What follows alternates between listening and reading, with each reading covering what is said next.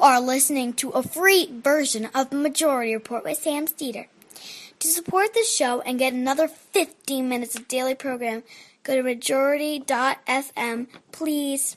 Get your daily news fix by listening to The Daily Show with Trevor Noah, Ears Edition. It's like The Daily Show, but it's for your ears. Studies show that ears are great for listening. And who are we to deny science? Trevor Noah and the world's fakest news team tackle the biggest stories in news, politics, and pop culture. Subscribe to The Daily Show with Trevor Noah, Ears Edition, for highlights and extended interviews. It's available Tuesday through Friday mornings on Apple Podcasts or wherever you get your ears on a podcast. The Majority Report with Sam Steeder. It's Monday, September 10th, 2018. I am Michael Brooks. We are the Majority Report team, and this is the 5-time award-winning Majority Report. We're broadcasting live steps from the industrially ravaged Gowanus Canal in the heartland of America, downtown Brooklyn, USA. Happy Jewish New Year, everybody. Shana Tova. Word. On today's program, it seems like some of the concerns expressed by the Venezuelan government shockingly might have been true, as new reports that U.S. officials were meeting with members of the Venezuelan military in discussions and talks for a potential coup in that country. The Democratic Party of New York State has put out a vicious mailer accusing Cynthia Nixon of anti-Semitism because of her principled criticism of the human rights abuses of Israel. The GOP gubernatorial candidate for Florida Governor Ron DeSantis, it's not just Facebook posts. He's also been speaking at white nationalist gatherings, apparently. Medicaid expansion is a key issue in gubernatorial races across the country. Mick Mulvaney taking a break from being Wall Street bagman and trying to undo financial regulations in the Trump administration, spoke to donors in New York and said Ted Cruz might get taken out because, likability does matter. Amazing on any number of levels, including the relative likability of Mick Mulvaney. Susan Collins' mum, as the hits keep coming with Brett Kavanaugh. Is there legitimate questions of a perjury charge here? China's Muslim minority is being cleansed and the world says nothing. California Governor Jerry Brown commutes 20 murder convict sentences. Les Moonves is out at CBS. And Lula da Silva is giving up his run as that country's Supreme Court continues to block his candidacy, even though he leads by a vast gulf in the polls. Will his support transfer to his successor, Fernando Haddad, as the fascist candidate was stabbed last week as Brazil's elections intensify and a non-lethal shot hit a Workers' Party candidate today, and a black Brazilian Workers' Party candidate. Barack Obama is back out, and he's making sense and being incredibly annoying. We'll explain that and much, much more on today's Majority Report. I'm on Shabbos Goy duty. Usually I will be on Thursdays, obviously, but it's important Jewish holy days, and if anybody could use the resetting of a clock and a clean slate, it is Sam Steeder. We are much more spiritually clean. The whole team is here. Tucker Carlson is an important guy to understand. He really is the sort of mainstream Nazi whisperer of mainstream news in this country. There was a really good profile of him that was just done in the Columbia Journalism Review, which sort of captures his sort of the paradox and what really distills the time. We'll talk about later Steve Bannon in a $1,400 a night hotel room talking about why Donald Trump and Betsy DeVos are not elite. And in this great profile, the author her name's escaping me right now, of Tucker Carlson. She talks about the profound paradox of her as a freelance writer who might need to take a job at Starbucks to support herself and her family, living in Iowa, mind you, that she's the elite scold, and trust fund baby Swanson heir, cable news blowhard Tucker Carlson is somehow the bottom-up representative of the not so silent and, thank God, actually not majority of Americans. This is Tucker Carlson on Fox News, and he's quite. What's also revealing about that piece, though, is that for somebody who has a Fox News show, and I think even in his own self-concept, frankly, it really bothers him to be called racist. It actually really, really gets to him, which is a good lesson in terms of our programmatic plans. So let me just say this. Tucker Carlson is a racist. Cosign. And by any meaningful definition of the term. And it's actually important to keep reaffirming that in the public discourse about him and his ilk. And he's going to make our job easier and easier by doing segments like this. Precisely is diversity our strength? Since you've made this our new national motto, please be specific as you explain it. Can you think, for example, of other institutions, such as, marriage or military units, in which the less people have in common, the more cohesive they are? Do you get along better with your neighbors or your coworkers if you can't understand each other or share no common values? Please be honest as you answer this question. So this is an incredibly disingenuous and sort of cynical frame, which is actually of his method, right? So first of all, you're conflating a lot of different things there. People might have a language barrier, but actually definitely share the same value sets. In fact, I have no doubt that there are people I've been covering it a lot. There's people in Brazil that don't speak any English, and God knows I don't speak any Portuguese. I have no doubt that I share a deeper value set than I do with the racist Tucker Carlson. So conflating all of those categories means very little. Secondly, yes, the stakes for two people in a marriage and the values that they share and how they may or may not communicate, although probably actually I could tell you not from marriage but from relationships, it might be better. At least in my instance, if if we didn't speak the same language, we would probably argue less. But that being said, the notion that a marriage is the same as people that might live on your same block, is the same as people you might work with, is the same as people that you might share a broad national identity with, is actually an insane comparison. A country is not a marriage. A country is not a family. This is fascistic nonsense. We share civic, political, economic bonds. And there are a number of linkages that people build every single day between each other across all sorts of boundaries, which is the only way a country like this works. And a main reason for the success of this country has been, in the positive sense, an ability to absorb and create bonds from people across the globe. And that's something that Tucker Carlson, I'm sure, even though he's being chauffeured around in a car, and even though he's making a living promoting this sort of subtext Daily Stormer content, sees living in New York City.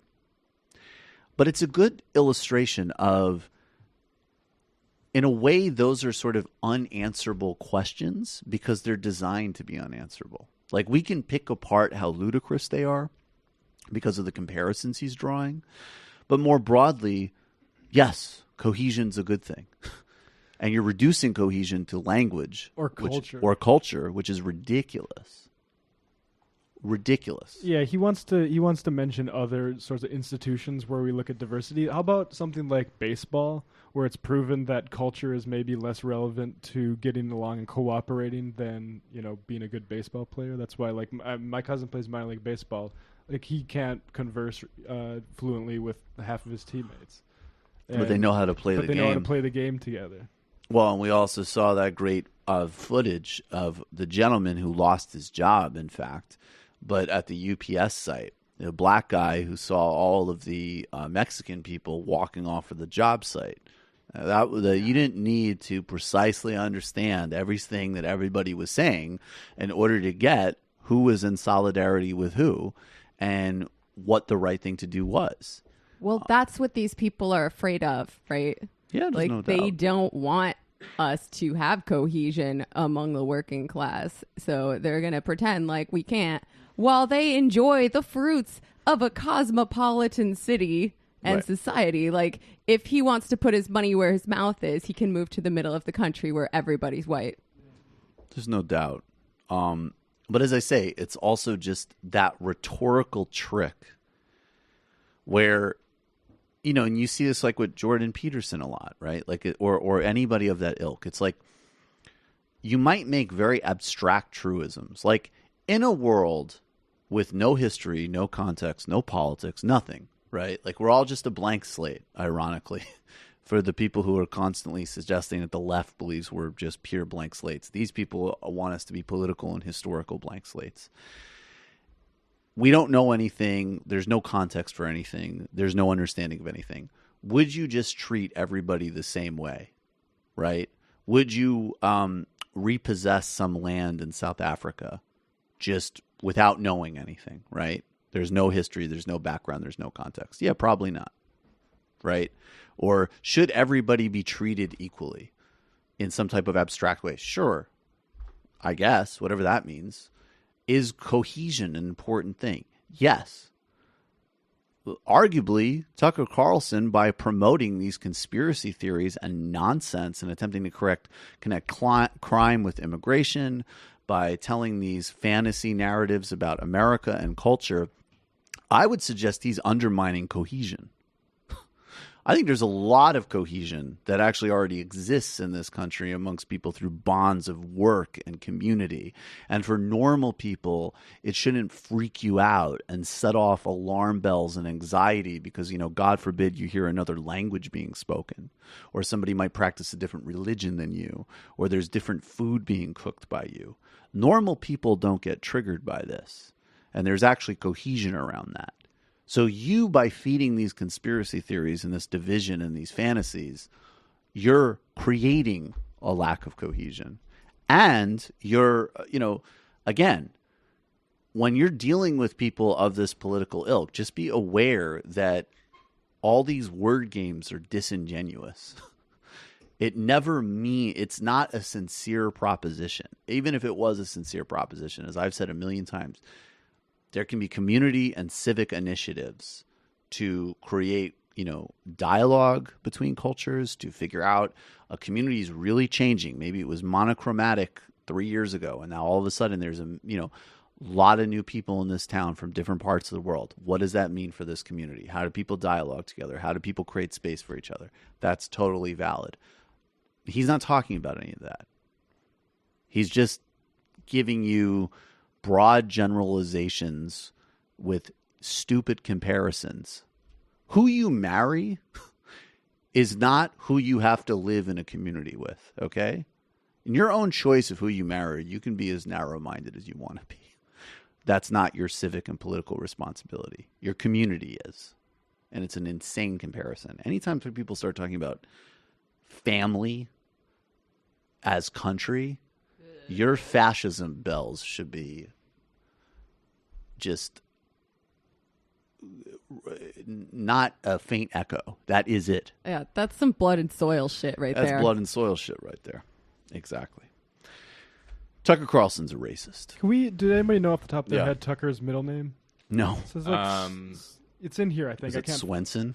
It's like Swanson, Tucker, right? Swanson, McNair, Carlson. Something Nice. good like Four Remember names. when he was just like a wacky nerd with a bow tie? Sort of. Yeah. I remember that. Tucker, McNair, Swanson, Carlson. The fuck out of here. All right, we have a few ads, and Sam likes reading the ads so much. He really enjoys telling you about these great products that we did not want to rob him of that joy.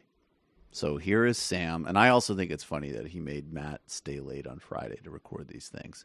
So here is here is Sam to tell you about today's advertisers, and then we will be right back. Hey, folks, Sam here. It is, of course, Rosh Hashanah, so I am not in studio today, but I did shave because when I go to Shul to celebrate the New Year's and then I go see my family, I don't want to have any growth on my face. I want to look sharp. How do I do it? You know how I do it. Harry's. Harry's founders know that a great shave comes down to great blades. They're made with sharp, durable steel that lasts. That's why they make some of the highest quality blades in the world. But they're priced much lower than the leading brand. And they even give you a full refund if you don't love your shave, as long as you let them know within 30 days. And folks, if you can't figure out that you didn't like your shave 30 days later, then forget it. You're never going to know. Harry stands behind the quality of their blades. They created a $13 value trial set. Comes with everything you need for a close, comfortable shave. The weighted ergonomic handle, my favorite. A 5-blade razor with lubricating strip and the trimmer blade. I'm a big fan of the trimmer blade. I mean, I like the lubricating strip. I find that comfortable. 5-blade shave, of course. Shaves closely. But the trimmer blade, that's what seals the deal for me, because we know my famous asymmetry in my nostrils. Rich lathering shave gel, travel blade cover. You can claim yours by going to harrys.com/majority report. You get all those things. $13. The handle, the blade, the shave gel, the travel blade cover, all of it for $13. Now our listeners can redeem their trial set at harrys.com/majority report. You go to harrys.com/majority report to redeem your offer. And let them know I sent you to help support the show. Last one is this. We got one more. Folks, Sam again. I am off in an undisclosed location celebrating Rosh Hashanah. That means that I am not sleeping on the most comfortable mattress I have ever slept on. Why? Because my Casper is back at home. Casper is a sleep brand that continues to revolutionize its line of products to create exceptionally comfortable sleep experience one night at a time. They got 3 mattress models. They got the original Casper. That's the one I have. In fact, that's the 2 I have and 1 I bought my mom. The Wave and the Essential. Casper mattresses are perfectly designed to soothe and cradle your natural geometry. Not to mention, the breathable design helps you to sleep cool and regulates your body temperature throughout the night. That is true. I mentioned last time that there was a time where I was a little sweaty at night, and I got a gross from somebody. It's delivered right to your door in a small How Do They Do That size box with free shipping and returns in the U.S. and Canada. It is pretty amazing. Saul was super psyched to see that thing like inflate itself. It doesn't really inflate itself, but it sort of expands. Best part, you can be sure of your purchase with Casper's 100-night risk-free sleep-on-it trial. Sleep on it for 100 nights. On 99th, I don't like it. Send it back. You spend 1/3 of your life sleeping, so you should be comfortable, folks. You know I love my Casper mattress, and one of the best things about my change in marital status is that I get to get my own Casper. You get $50 toward your select mattresses by visiting casper.com/majority and using majority at checkout. So that's casper.com/majority. And then you use the offer code majority for $50 off your mattress purchase. Terms and conditions apply, but do it now. Casper.com/majority. Offer code majority. Boom. Hello. That's how it's done. You remember a couple of weeks ago, we actually talked about this much more extensively on TNBS. There were a couple of small drones that were packed with explosives in an apparent attempt to assassinate Nicolás Maduro, the president of Venezuela. Going back for the entirety of the Trump administration, there have been comments like a year ago when Mike Pompeo was the head of the CIA, quite openly talking about regime change. Rex Tillerson, when he was Secretary of State, spoke out of both sides of his mouth. On one hand saying, that they wouldn't support a coup, but at the same time saying when the military sees things being so bad, they look to things like a peaceful transition, whatever that means. Donald Trump has spoken regularly about why there hasn't been regime change in Venezuela. He said it both publicly and privately. And we already know that the Venezuelan government of Maduro, which I think, intellectual honesty does in this case require us to say, has very much created its own failings. Okay. Unfortunately, some of them do go back to Chavez, but they've been accentuated under Maduro. And there was always a really mixed record and trajectory to the Venezuelan, the Bolivarian revolution. We'll touch on that in a second. But that being said, and Nicolás Maduro has said the United States is trying to instigate a coup here. He was mocked by foreign policy pro John Oliver. And now, shockingly enough, and if I may, and this is going to come as a real surprise to the John Oliver writing staff. I don't know why I pick on John so much, but I mean, look, this is just so ridiculous. The idea that you wouldn't take seriously what administration officials were saying themselves. And going back to the and we'll go to Bush and Obama in a second. But the New York Times reports over the weekend that the Trump administration has had secret meetings with rebellious military officers from Venezuela over the last year to discuss their plans to overthrow President Nicolás Maduro, according to American officials and former Venezuelan military commander who participated in the talks. Establishing a clandestine channel with coup plotters in Venezuela was a big gamble for Washington, given its long history of covert intervention across Latin America. Many in the region still resent the United States for backing previous rebellions, coups, and plots in countries like Cuba, Nicaragua, Brazil, and Chile. And for turning a blind eye for abuses of the military regimes committed during the Cold War. So the dialogue took place with military officers in Venezuela.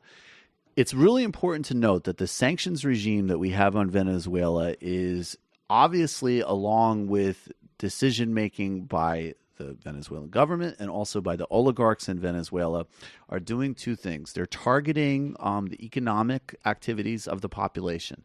There's always the theory here that if you squeeze and you hurt people enough, there will be dissatisfaction with government. That's part of what we're doing with the coup, with targeted sanctions.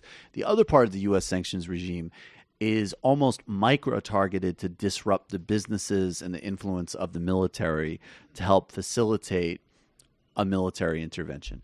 And there's no doubt that the military has always been a major part of the Bolivarian government.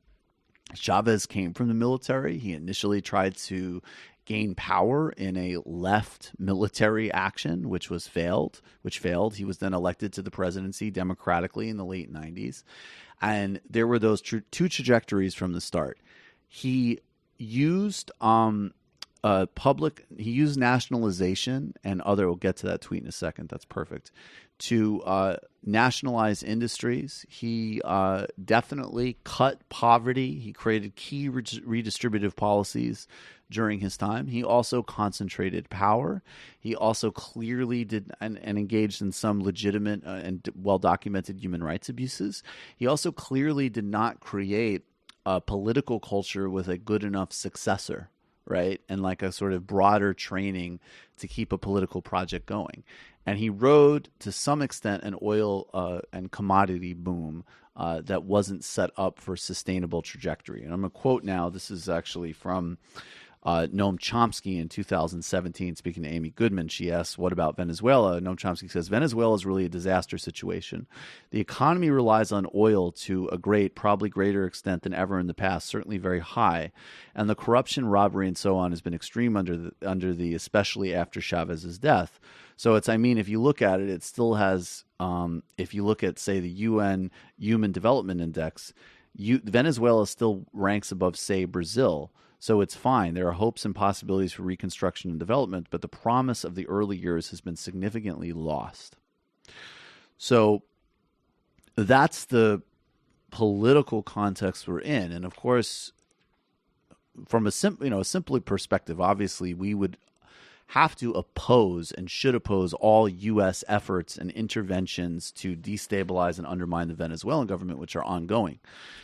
In 2002, and there's mixed reporting on this, some documents that were released actually suggest that the Bush administration warned off the coup plotters, but certainly there was a 48-hour coup, literally, in 2002, which temporarily removed Hugo Chavez from power. The New York Times, after it happened, praised the coup, and the Bush administration immediately recognized the coup government. It was overturned by popular sentiment, and Chavez was literally flown back to the palace by military officers who supported him in maintaining, at that time, what was indisputably his democratic hold on power. There was a piece from The Guardian, though, back during what was reported in 2010, that said a failed coup in Venezuela was closely tied to officials in the U.S. government, the Observer has established. They have long history in the dirty wars in the 1980s and links to death squads working in Central America at the time. And basically what it shows is that Venezuelan coup plotters met with U.S. officials in the Trump administration, including Elliot Abrams and Otto Reich. Otto Reich is a right-wing Cuban. I'm quoting now again from The Guardian. Otto Reich is a right-wing Cuban who under Reagan ran the Office for Public Diplomacy. It reported in theory to the State Department, but Reich was shown by congressional investigators to report directly to Reagan's national security aide, Colonel Oliver North, in the White House, of course, Colonel North of Iran-Contra infamy. Reich also has close ties to Venezuela and was made ambassador to Caracas in 1986. His appointment was contested by both Democrats in Washington and political leaders in Latin America. The objections were overridden as Venezuela sought access to the U.S. oil market. The United States and Venezuela have not exchanged ambassadors since 2010. The Obama administration aggressively ramped up sanctions against Venezuela as well. And the military piece matters because there's no doubt that the military is involved in drug smuggling and other sort of key underground industries, which help prop up different informal and, black market networks in the Venezuelan government. Obviously, we know, of course, the Trump administration, U.S. foreign policymakers could, I don't even know if to say they could care less about human rights abuses or connections to drug trafficking would be inaccurate. They might even prefer, in fact, they clearly would prefer military people from the military who would be less hostile to U.S. foreign policy, but were still involved in those areas and those human rights abuses. And the people that they were meeting with, according to the Times reporting, were heavily implicated by the State Department, all of those activities that we just outlined. So I'll just quote again briefly from the report. One of the Venezuelan military commanders involved in the secret talks was hardly an ideal figure to help restore democracy, as if this is the goal. He is on the American government's own sanction list of corrupt officials in Venezuela. He and other members of the Venezuelan security apparatus have been accused by Washington of a wide range of serious crimes, including torturing critics, jailing hundreds of political prisoners, wounding thousands of civilians, drug trafficking, and collaborating with the Revolutionary Armed Forces of Colombia, or FARC, which is considered a terrorist organization by the United States. American officials have eventually decided not to help the plotters, and the coup plot was stalled, but the Trump administration's willingness to meet several times with mutinous officers intent on toppling a president in the hemisphere could backfire politically. I would say, to say the least, it could backfire. And also, we don't know. This report is that those meetings took place and the talks broke down for a variety of reasons. There still was that bizarre attempt of a couple of weeks ago, which the Venezuelan government has pointed their finger directly at Colombian involvement, and it might link to some right-wing networks in Miami. So there's really all we know out of this reporting is that those meetings took place. And there's clearly a strong U.S. interest in a coup in Venezuela. There's no reason to think that just because talks might have broken down with a particular network of military officers, that there aren't other tracks ongoing and there isn't a keen interest in that policy. Marco Rubio has been instigating against Venezuela as well. and that sort of obviously ties to the far right sort of Cuban Floridian politics, which is another important part of the piece here. I'll just quote one more. This is from a top-level diplomat who served in the Obama administration. There are differences of opinion. Miss Aponte, the former top Latin American diplomat under Mr. Obama, there are people who had a lot of faith in the idea that they could bring about stability and help distribute food and work on practical stuff. But others, including Miss Aponte, saw considerable risk in building bridges with leaders of a military that, in Washington's assessment, has become a pillar of the cocaine trade and human rights abuses. So you see what's happening here, right? There are legitimate criticisms to have of the Venezuelan government, and people who won't make those criticisms aren't being real about a full assessment of the situation. But the U.S. foreign policy of interest in a coup and sanctions packages that are designed to instigate a coup will literally empower and directly inform a rise to power of the very factions of the present Venezuelan power structure that are most profoundly implicated in the things that we pretend that we don't like. So what will happen if there is a rightward U.S.-backed coup in Venezuela right now is there will be maybe a change in terms of what cocaine distribution networks were involved in, because maybe it will move to rightward cocaine distribution networks and away from the FARC. But cocaine smuggling doesn't just stop. And cocaine smuggling is not a political project. It's literally the business of the Venezuelan military. And it is a key transport hub from Colombia to ports in Trinidad and Tobago, as an example. The human rights abuses of suppressing and silencing critics and so on, you think that's going to stop because there's a different name of a Venezuelan government? And do you think that the oligarchs who have hated Chavez and Maduro for all of the wrong reasons, for particularly under Chavez, delivering some key resources to the poor and doing some significant reversals to Venezuelan inequality, these people are going to all of a sudden keep the social gains that were available for a brief moment in the Bolivarian Revolution, and they're going to stop the human rights abuses and structural issues in the military? I mean, if you think this, obviously you're living in a fantasy land. And if you think that U.S. foreign policymakers care about human dignity in Latin America, you know less than nothing. So, I mean, I think just the conclusion is that don't dismiss Maduro's trash in many ways, but they're not lying about what the U.S. is up to. And that was obvious to anybody who knew anything.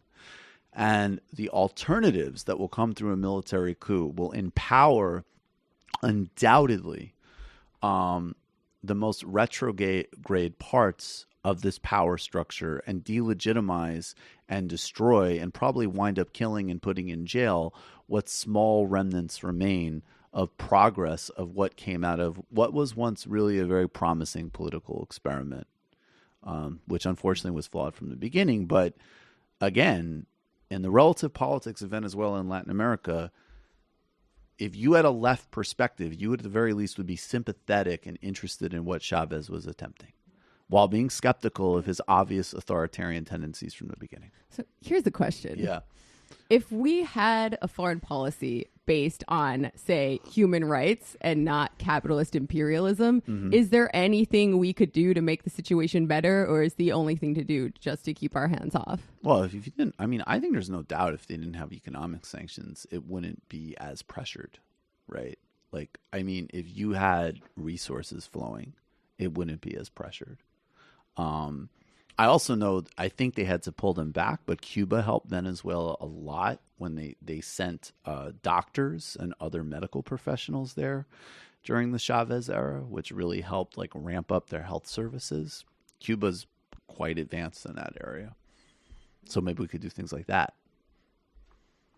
It's amazing to see the U.S. It sort of has these muscles it built up during the Cold War, and it just can't help itself. Anytime there's a situation like this, you know that there's meetings taking place to run those same plays, basically. Exactly. And here's a good example of it. Richard Haas is the head of the Council on Foreign Relations. and a very much, sort of mainstream foreign policy Mandarin, and, a guy that I'm sure is, quite upset that the president is a mental case. He tweeted out, for those here and in the region who will be quick to criticize the administration for this, I ask you, what is your policy other than watching Venezuela become a failed state that is starving, crushing its people, and creating hundreds of thousands of refugees? Well, I just said, maybe you could keep targeted sanctions in place on people that are cocaine traffickers, but I would say lift sanctions with regards to broader economic activity. In fact, one policy could be is you could actually send in aid. You could actually send in resources. And you could say, regardless of our feelings about the failings of the Maduro government, we see a humanitarian problem here that we're going to try to plug. And how you could even pretend, even by like the most cynical standards of Washington. I understand if you're making foreign policy, it is not like doing a show, and we are not in the world we want to be in yet. So there's always going to be inconsistencies and hypocrisies. That's just reality.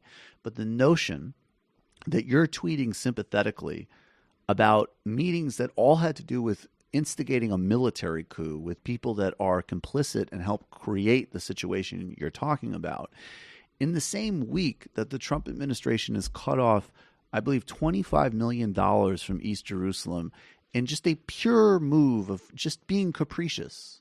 Like, we just want to harm Palestinians even more. And maybe it will give us a little fundraising bump, and maybe it will be a talking point at some stupid campaign rallies. The fact that you could even be out here pretending that this administration in general, or meetings to potentially instigate a coup, have something to do with a genuine concern for refugees or food shortages in Venezuela, and that the people who would criticize it, it's incumbent on us to design a completely different policy, is the most sort of whataboutist, disingenuous fucking bullshit I could imagine. I mean, it's just embarrassing to put this tweet out. Yeah, the idea that sanctions could ever lead to a more democratic situation for a country is so contrary to, obviously you need people taken care of before you can have a functioning democracy, which is why democracy is clearly just a stand-in word for what they really want, which is sort of oligarchic order. They want oligarchic order, of course. And here's another thing about sanctions. People think of sanctions as this sort of gentler, non-violent option, but their effects on people can be very bad. And you don't think of stuff like hunger as violence typically. Well, some people don't, but it is. It is. Of course. And I'm just going to pivot. I'll do this briefly, but I'm just going to pivot briefly to Brazil. Actually illustrates this too, in the sense that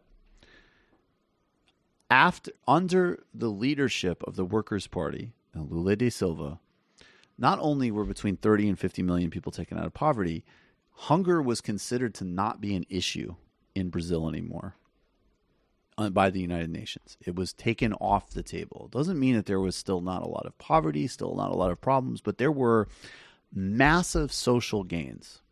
This is why Lula left office with an 84% approval rating. It's why the historian Barry Anderson in the London Review of Books called him the most successful politician in modern politics, which I find to basically just be an indisputable argument. I don't know another name you could give me in modern politics who we could even argue was remotely as successful as Lula da Silva.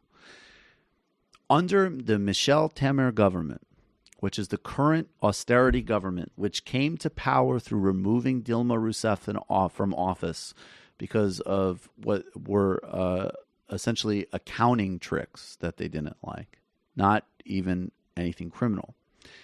Hunger is now an issue again in Brazil, according to the UN. Brazil has become a right-to-work country.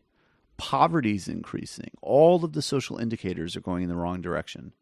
So, look, you start with a place that obviously that has a better base condition than Venezuela, but just the notion that you're talking about these issues as something you care about when you have a far-right austerity government, which is immensely corrupt.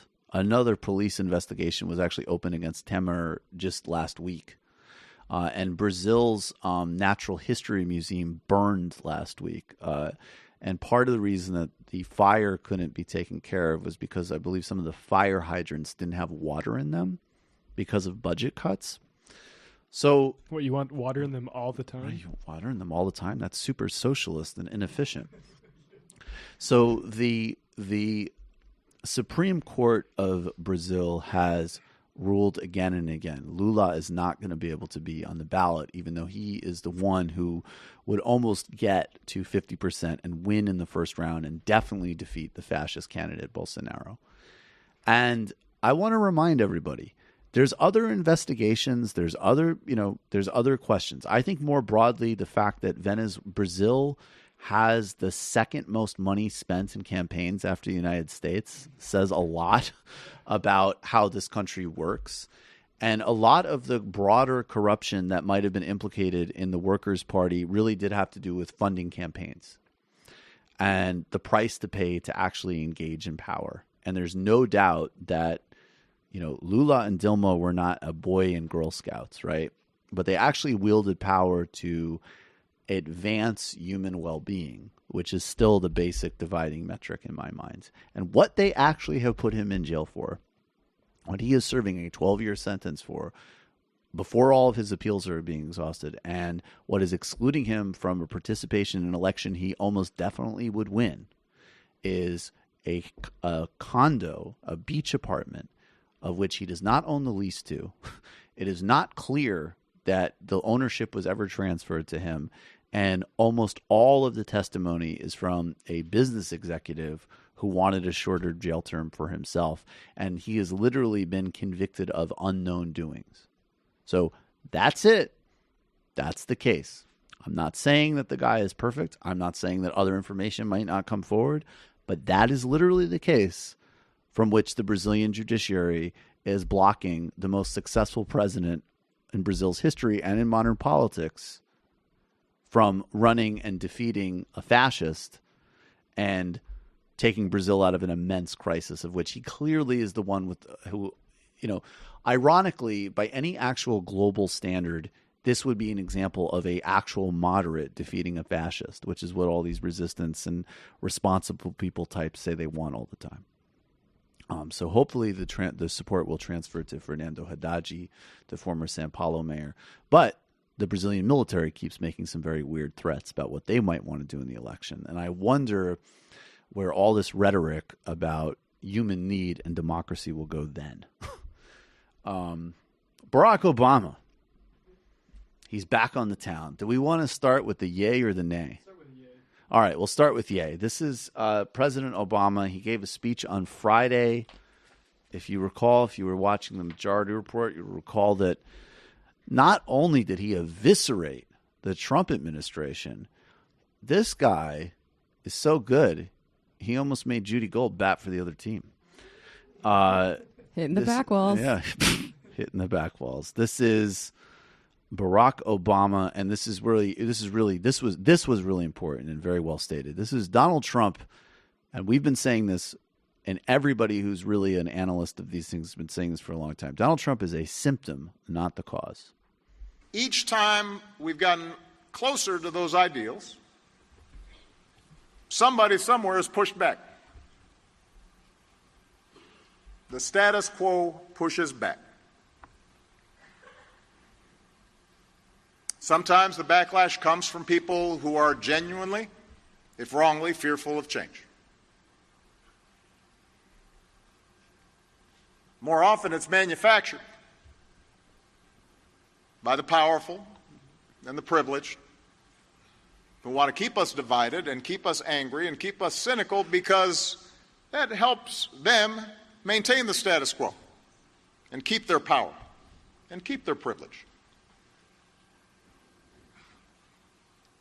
And you happen to be coming of age during one of those moments. It did not start with Donald Trump. He is a symptom, not the cause.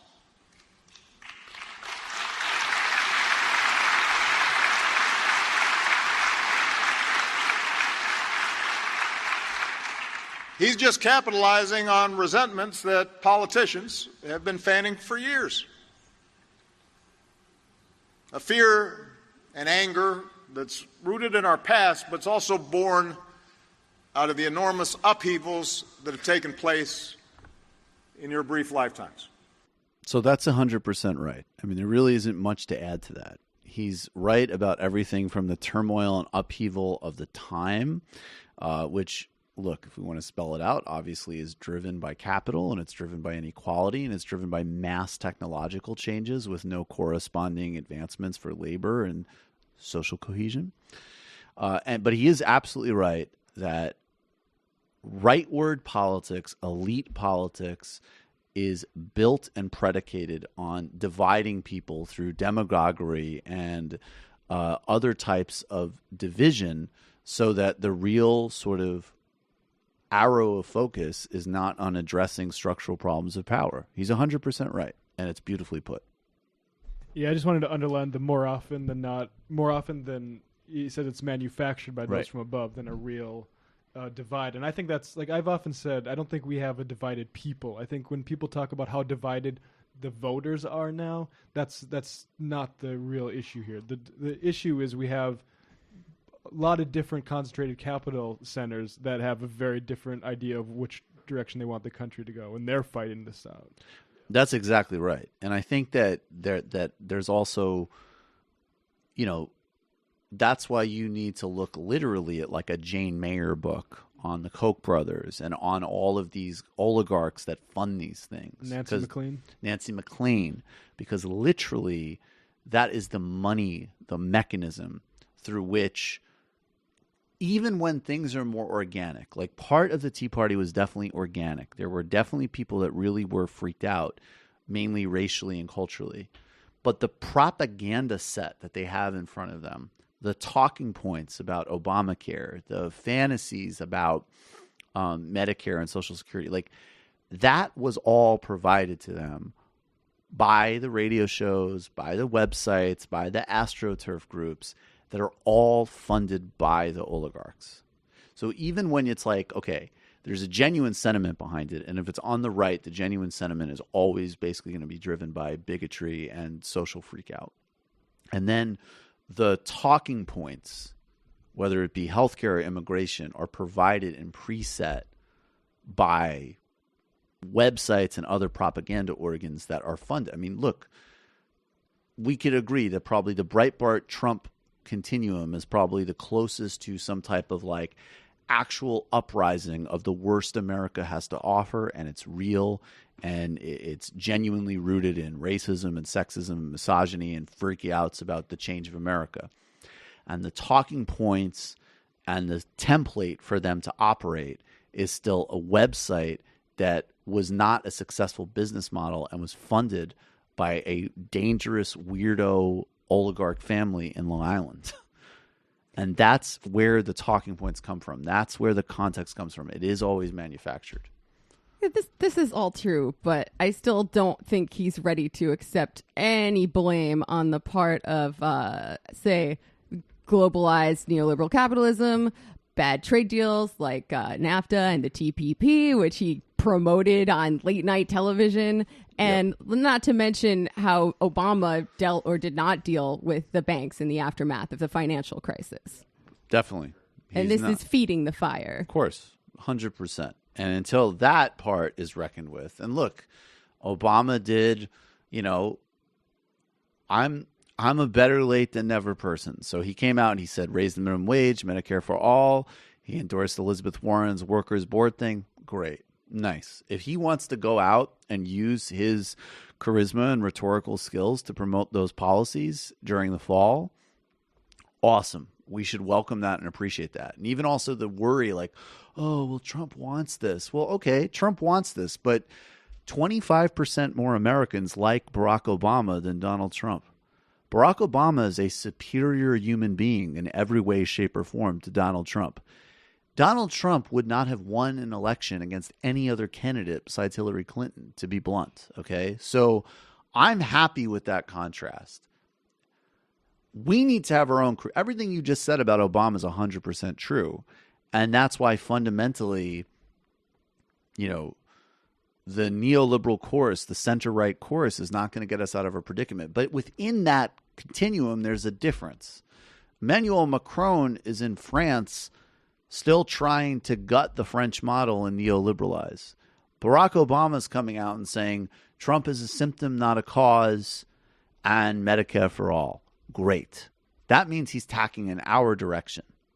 That means that AOC is making more of a register in the national debate than some center-right Democrat whose name I honestly can't even think of because there isn't any with any profile right now. Beto O'Rourke is running a solidly progressive campaign for Senate in Texas. And Barack Obama, as the sophisticated, trend-reading politician that he is speaking to it. Now, here he is as part of the area that Jamie just mentioned where, he just doesn't get it. And now he's going to do some dadding to young people. In the last midterms election, in 2014, fewer than 1 in 5 young people voted. 1 in 5. Not 2 in 5. Or 3 in 5. 1 in 5. Whoa, Bob. Fucking A. Is it any wonder this Congress doesn't reflect your values and your priorities? Are you surprised by that? This whole project of self-government only works if everybody's doing their part. Don't tell me your vote doesn't matter. I won states in the presidential election because of 5, 10, 20 votes per precinct. And if you thought elections don't matter, I hope these last 2 years have corrected that impression. Okay, so look, let's actually start again where he's right about this. Okay, I'm sorry. Yes, elections do matter. Your vote absolutely does matter. And everybody needs to go out and vote for Democrats in November, period. If you don't understand the importance of that, again, you're just not in reality. He's 100% right about that. On the other hand, I mean, this is a common Obama trope, and he's always said it, and I think it just misses two. One, it's like, look, Barack Obama got those extra people to turn out because Barack Obama is a charismatic, likable person, not because of a policy agenda per se. Maybe somewhat a policy agenda in 2012, but people really liked him. And the reality is that Hillary Clinton's campaign ran a campaign essentially built on an Obama model. And what they missed was that for all of the metrics and all of the supposed quantitative sophistication, the basic ingredient that set Obama apart is people like the guy.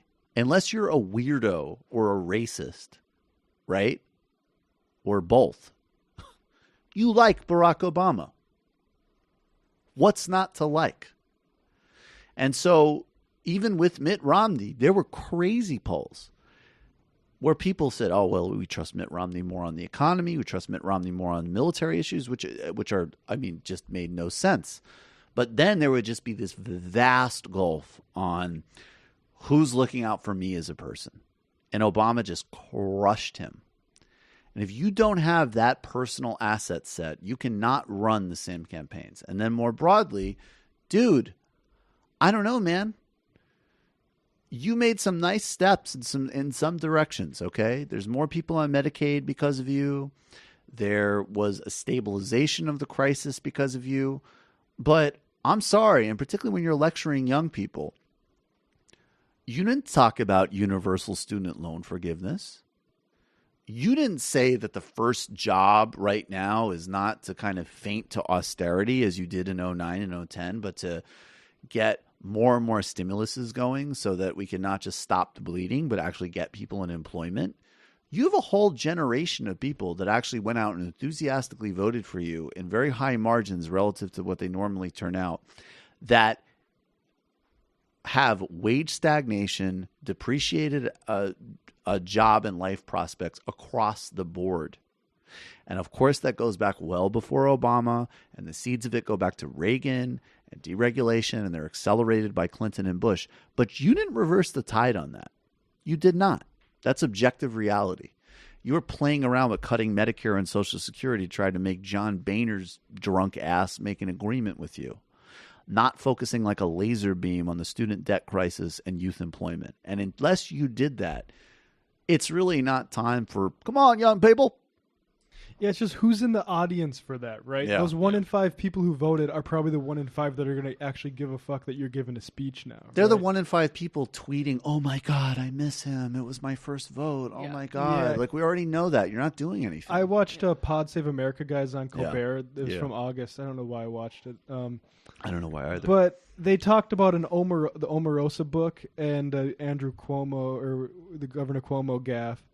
And then they pitched and then they had a weird cut that made it seem like they might have got into Nixon Cuomo and then cut that out for airing. Right. And then they go right to Pod Save America's proprietary voting, votesaveamerica.com, which is, I assume, they collect your email and then just like shuffle you off to a website that gives that you probably should go to get your voter registration info. Right, like it's so just a giant, basically just an email collection. Yeah, for the it's company. just completely devoid of any sort of pointed ideological or policy statement. It's just like, let's laugh about Omarosa, and say something not even interesting about the horse race. And also Obama at his best would say like, I'm a community organizer and isn't just voting. You got to go out and do other stuff. And it's like, well, especially with the really important parts of that speech where he articulated the depth of the crisis we're in, wasn't this also the time to say that while it's essential and non-negotiable that you go out and vote? And I can't underscore that enough. Anybody who comes with any dumb arguments in this election cycle or in 2020, I mean, obviously I think they should have already been dismissed in 2016, but I mean, there is no room for that kind of stupidity heading into these elections. But at the same time, was this not also the time to say that politics isn't just a 2-year cycle that you register a preference on, that you have to be much more deeply involved because there's a broad assault on both what we need for the future and also the hard-won gains of the past? Well, that's been the message for a pretty long time now, I think. Like at Ozzy Fest, I know I keep going back to this, but this is the establishment Democrat neoliberal line is all you could do. All you really need to do is vote for Democrats. That's the most important thing. And like maybe go to a protest once in a while that Hillary Clinton's going to take credit for in a video montage that's ridiculous. But like if I thought that browbeating young people who probably aren't watching to vote would make them vote for Democrats, I would be fine with it. But it's not going to have the outcome that he wants it to have or that we should want it to have. And like, I think he could have said, look, I'll give you both messages. One is like, I'll just say this myself. I'll keep emphasizing it's fucking inexcusable and ridiculous to not understand the importance of voting. And it's inexcusable and ridiculous to not see the difference between a Hillary Clinton and a Donald Trump, as trash as Hillary Clinton is. And at the same time, maybe a time to say, you know what? And I also apologize that all of your enthusiasm and all of your hope and all of your energy, yes, it did translate into certain things that we did. And he can clock off the list of some of his achievements that he feels most proud of, right? And some of which did make a real material difference in people's lives. But he can say like, I know the student debt crisis was out of control under my presidency. I didn't do enough. I tried to do X, X, and X, but that wasn't enough. I know that your wages stagnated. I know that your employment prospects went down. I know that all these things happened, and I know we need to do more. And this also really matters. And Trump is doing, and the Republicans are going to do this, this, and this to make it that much more worse. There's a way of actually having a balance there where you also just treat people, with a little bit of reality. Because the old notion that it's like, oh, well, young people are just not voting just because they're lazy. And it's like, guys, like, you cannot keep having because the most people who sort of shame, young people for not voting are like celebrities and politicians. And it's like, guys, like Generation X and baby boomer multimillionaires hectoring you for not doing something after you did not get delivered for is just bad optics, to say the least. Yeah, I wonder what possibly could have happened during the Obama years that would convince young people that maybe the Democrats aren't looking out for their best interests. I wonder. Well, and really, I mean, he ran on like a broad sort of class-based populist appeal, kind of. I don't know about that. Well, I mean, he at least rhetorically, he got a lot of people in the Rust Belt to vote for him that didn't vote for Hillary, right? Some of whom he ran swung in to Trump. 08 as a real cultural cleanser. And I mean, it was a different time.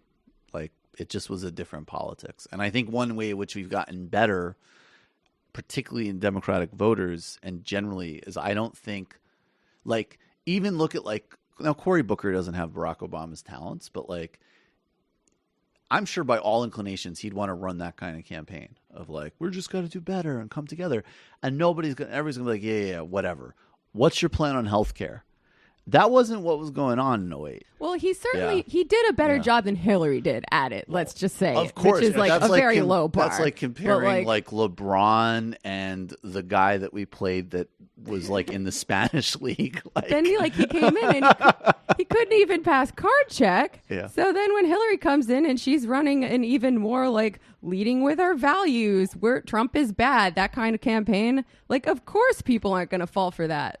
Yeah, I mean, I just think it rhetorically reads like it just seems like blame displacement. And just functionally speaking, in terms of political rhetoric, it's obvious that the shit he said about Medicare for all is going to be much more helpful in getting those 4 out of 5 voters than hectoring them. Exactly. And the hectoring is just that it seems just psychically like a need for people, liberals, to like say, hey, this is on the people. It's not, and like I do not blame voters for Donald Trump. I think if you do blame him, you don't have a good enough understanding of the oligarchy that we live in. So, but by putting that in the foreground, that's the problem. And you know, like it's all true what he says about elections mattering, but foregrounding it and spending that much time when it isn't going to hit the ears that you need it to hit is just useless. Right. Yeah, leave the hectoring to us, Obama. Okay, we will talk to our fellow cynical millennials and tell them what's up. And you also, can talk about Medicare for all. That's the truth. And also, you know, and to be clear, when we talk about like dumb left, we're talking about like people at platforms and commentators. I think people who vote, it's really clear. I think that, as we always say, over 90% of people that voted for Donald Trump are Republicans. And the task of politics is to frustrate and thwart and destroy those people politically. That's it. And then for the handful of people that were taken in by the scam, we welcome them back with a clear, robust left-wing economic message and class solidarity, like Jamie talks about, 100%. And then, I mean, that's basically it. There isn't really any more to talk about. That's one of the reasons that debate gets so goddamn frustrating, is we all know the answer to it. All right, we are going to go to the fun half where we will take your calls at 646-257-3920, 646-257-3920. Become a member of the Majority Report today, majority.fm. Become a member. Leave the Majority Report a iTunes review. Subscribe to the Majority Report on YouTube. You know all the ways you can do this. On the Michael Brooks Show tomorrow, we are doing a September 11th sort of policy retrospective, and then Doug Lane from Zero Books is coming on to talk ideology. This Sunday, illicit history of the war on terrorism with Derek Davidson, and next week, Crew, Alon and Minkowski returns, and then following that, I believe Matt Taibbi is coming back. So this past Sunday, we did an illicit history of Lula da Silva and the Workers' Party. So I said, like, I do think all of these things, like, one of the things that strikes me is that Bannon is actually a globalist. He actually thinks in terms of globally synchronized far-right bigoted governments from Brazil to Australia. And that's why we need actually a global left focus, because all of these things are going to impact and reflect on each other. And particularly if we're thinking proactively of the time of, say, as an example, Jeremy Corbyn's prime minister, Bernie Sanders is president. Like where capital goes, how the judiciary responds to it. There's a lot of lessons and a lot of important things to draw from that. And that's a big part of some of the conversations and research that we do on TNBS. So please become a patron today. We are and also not only when we hit 2,000 patrons, which now we're, I think under like we're under 400 away from that next goal. We're going to eat the disgusting Glenn Beck food bucket, and that's going to be hilarious and terrifying. There's also a second compilation video of my impressions has been put together, and it's not going to be released until that target is hit. So patreon.com/TMBS. Also, Michael Brooks Show on YouTube. We have a YouTube channel now at regular clips. Add that to your diet. We're just shy of our first 7,000 subscribers. We appreciate all of it. Thank you. Jamie, we got to complete the pitches. Hello. Yes. So thank you.